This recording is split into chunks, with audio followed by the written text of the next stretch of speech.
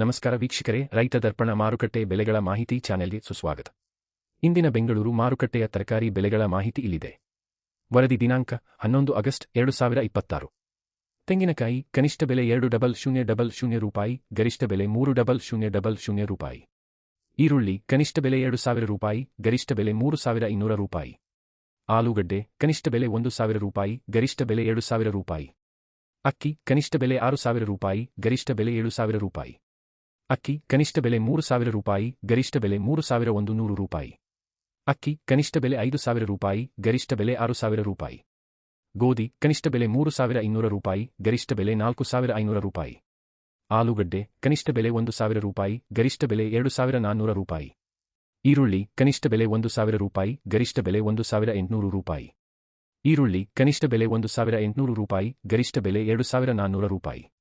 ದಿನನಿತ್ಯದ ನಿಖರ ಮಾಹಿತಿಗಾಗಿ ನಮ್ಮ ಇನ್ಸ್ಟಾಗ್ರಾಮ್ ಮತ್ತು ಯೂಟ್ಯೂಬ್ ಚಾನೆಲ್ಗೆ ಸಬ್ಸ್ಕ್ರೈಬ್ ಆಗಿ. ಧನ್ಯವಾದಗಳು.